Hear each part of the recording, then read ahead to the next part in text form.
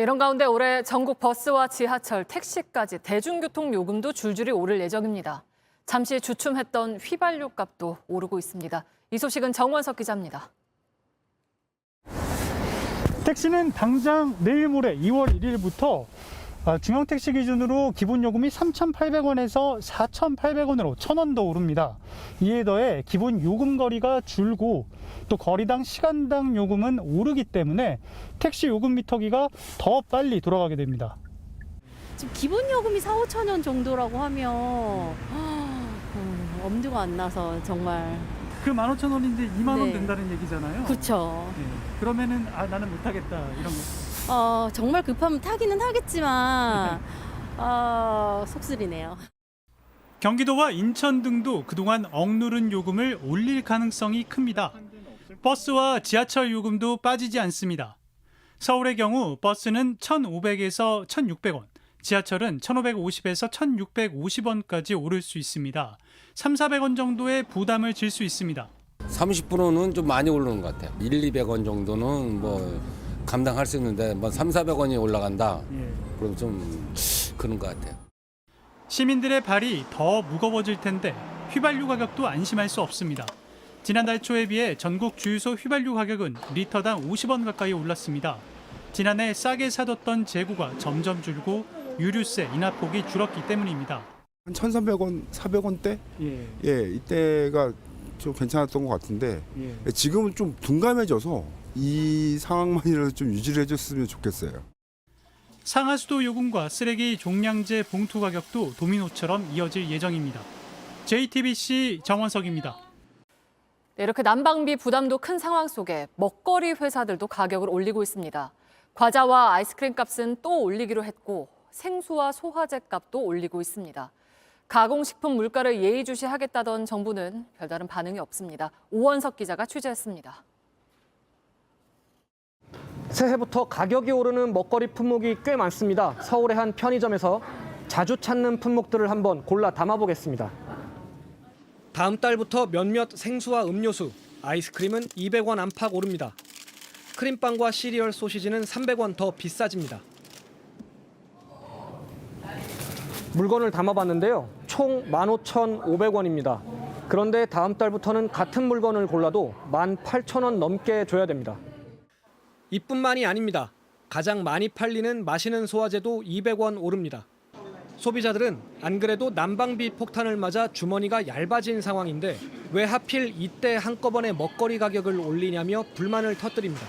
요즘에 계속 난방비가 계속 오르고 그리고 전기세도 계속 오른다고 하는데 오늘은 이제 간단하게 이렇게 왔는데 비싸졌다는 걸 실감을 해요. 좀 힘들긴 하죠, 생활하는데. 식품업체들은 원자재와 인건비, 물류비뿐만 아니라 전기, 가스 요금까지 올라서 가격을 올릴 수밖에 없었다는 입장입니다. 정부는 지난해 가을 먹거리 가격이 뛰자 물가 안정을 위해 식품 가격을 예의주시하며 매일 모니터링하겠다고 했습니다. 하지만 실제로는 뛰는 식품 가격에 대해선 별다른 언급이나 조치가 없어 사실상 뒷짐을 진 게 아니냐는 지적이 나옵니다. JTBC 오원석입니다. 난방비 내려다가 폐업할 판이라면서 자영업자들의 한숨이 다시 깊습니다. 특히 상업용 가스요금이 주택용보다 더 많이 오르기도 했는데 이런 소상공인들을 위한 대책은 어디에도 없습니다. 공다솜 기자입니다. 서울 관악구의 한 독서실입니다. 빈자리가 여기저기 눈에 띄지만 모든 바닥은 하루 종일 데워야 합니다. 학생 수가 적을 때도 그렇고 어떻든 간에 실용도는 계속 유지돼야 되는 거예요. 그렇기 때문에 난방비는 계속 들어가는 거죠. 코로나19 탓에 학생 수는 10분의 1로 줄었는데 난방비는 끝모르게 계속 올랐습니다. 이번 달 도시가스 요금만 50만 원, 지난달에 5배 수준입니다. 정 씨가 운영하는 독서실은 가스 요금이 특히 더 많이 나왔습니다. 거의 이제 폐업은 이미 진행된 거고요. 이제 사실은 이제 새로운 사람을 기다리는 입장인데 선뜻 나서는 사람도 없어요. 주택용이 아닌 상업용, 그중에서도 업무 난방용 가스를 사용하기 때문입니다. 상업용 같은 경우는 이제 매월 원료비 연동제에 따라서 한도 없이 바로 반영이 되게 되거든요. 100% 반영이 되고 있고요. 이러다 보니 상업용 요금은 꾸준히 오름세를 보였습니다. 주택용 요금이 17% 정도 오를 때 상업용 요금은 48% 넘게 오른 겁니다. 문제는 이런 소상공인을 위한 준비된 대책은 전혀 없단 겁니다. 주무부처인 중소벤처기업부는 난방비 지원은 중기부 단독으로 마련하기 어렵다며 다른 부처와 논의하겠다고 말했습니다. 올해 2분기에도 도시가스 요금 인상이 예고된 상태, 폐업위기에 내몰릴 이들이 더 늘 우려가 있습니다. 소상공인 연합회는 요금 납부 이외 등 긴급 조치라도 우선적으로 해야 한다고 주장했습니다. JTBC 공다솜입니다. 크게 오른 난방비 문제 관련해서 정부는 누적 적자 등을 고려하면 가스 요금을 더 올릴 수밖에 없다는 입장입니다. 그런데 이렇게 가스비가 오를 걸 예상하면서도 정작 올해 에너지 복지 예산은 작년에 비해서 400억 원 가까이 깎였습니다. 정부가 급하게 예비비 투입을 결정했지만 미리 충분한 예산을 편성했으면 혼란을 줄일 수 있었다는 점에서 뒷북 대책이란 비판이 나옵니다. 신혜원 기자입니다. 가스공사의 누적 적자 등을 고려하면 올해도 가스요금을 더 올려야 한다는 게 정부 입장입니다. 하지만 정부의 예산 편성은 거꾸로 갔습니다.